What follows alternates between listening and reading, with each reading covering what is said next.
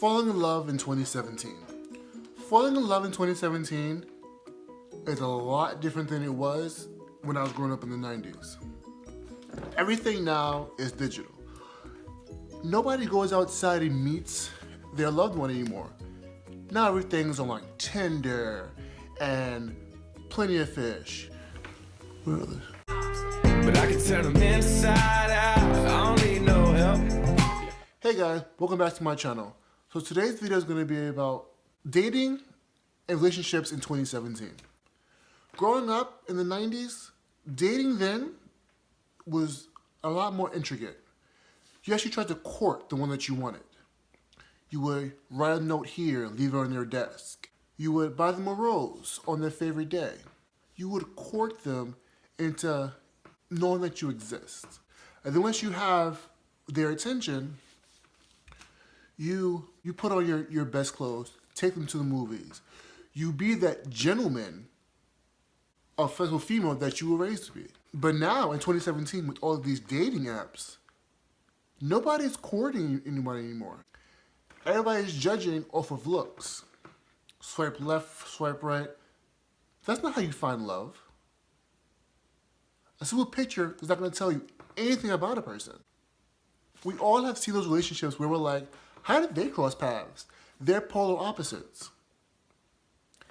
Internet dating isn't going to give you that realm of availability because it allows you to be closed-minded. It allows you to be judgmental off of a profile picture, opposed to speaking to the person, hanging out with them, finding what you guys have in common, and going from there.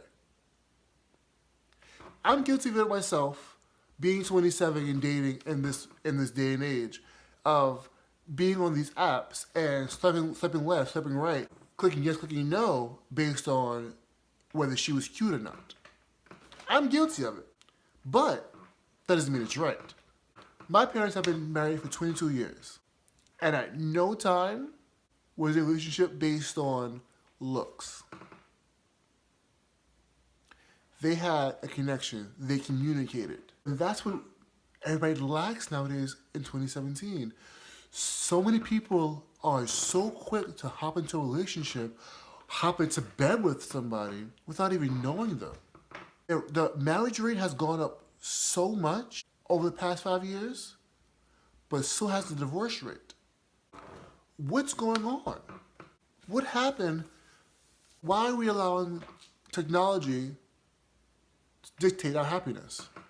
All these websites, these compatibility matches for your perfect match. But how can a computer tell you who's perfect for you besides you? Dating someone shouldn't be, it should be an adventure. An adventure with you and that person, getting to know someone, letting somebody into your life that has no clue of who you are, what you do. That's dating. I remember back in the day, I dated this girl for 6 to 7 months before we actually made it official. 6 to 7 months. Now, you can talk to somebody for 2 days, you guys are in a relationship. 3 months later, you guys are married. 6 months later, you guys are divorced. Love isn't something to play with. The human heart isn't anything to be played with. It's to be cherished. Ladies, fellas, cherish the one you love. Cherish yourself. Don't let anyone come into your life who's not worthy of you. And I'm not talking about, being stuck up and saying, oh, I'm picky. It's understanding your worth and knowing that every Tom, Dick, and Jane isn't going to be for you. If you're in your early 20s, enjoy it. Don't be stressed about having a relationship. I know many cultures, they arrange marriages at a young age. And if that's your culture, by all means, I understand and respect that. But if you have the option and the ability to be in control of your own love, grab hold of it and appreciate that. Because if you don't appreciate your heart, nobody else is going to. I consider myself a hopeless romantic. I believe in courting the one that I'm interested in. I don't believe in flowers and candies and chocolates and walks in the park and walks on the beach and holding their hand, picking them up at their door, meeting the parents, and have a connection with their mom and their dad. I believe in all of that because to me, that's how you build a future with someone. It's not about how many followers they have, who they follow on Facebook, who their friends are. It's not about that. It's about you and that person. Social media has brainwashed, I feel, everyone into believing that looks are more important than conversation. We all scroll through Instagram and double tap pictures that we think are really cute and go to the Explore page and see all these pictures of gorgeous people, these cute little dogs and these monstrous burgers, and we double tap on all of these.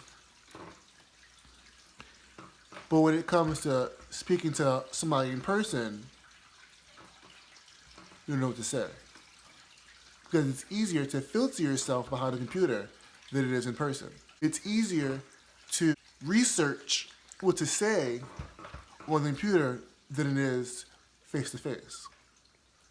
I personally believe in meeting somebody outside. I believe in love at first sight. I believe in soulmates. I believe in all of that because my parents are. My role model of love is from my parents. My little brother is now 14 and he understands that relationships shouldn't be based on social media. Relationships shouldn't be based on what your friends may think. Relationships should be based on communication between you and that person. Their friends don't have to like you. Their parents don't have to like you. It's a plus if they do, but they don't have to like you. If you like the person likes you, that's all that matters. Every relationship has obstacles. Every relationship is going to have hard times. That's what makes a relationship even stronger. I know it's so much easier to tap out when things get rough. To run away when something that you don't like happens. It's easier. But just because it's easy doesn't mean that it's right. To all of you guys dating in 2017, what do you look for in a partner? So everyone who's out there finding love, including myself, it's going to happen. It may not happen today, it may not happen tomorrow, it may not happen next week, but it'll happen. Just be patient. Don't rush it, and don't allow social media and dating apps to dictate your future. Vuelve que no termina la condena de dormir cada mañana sin saber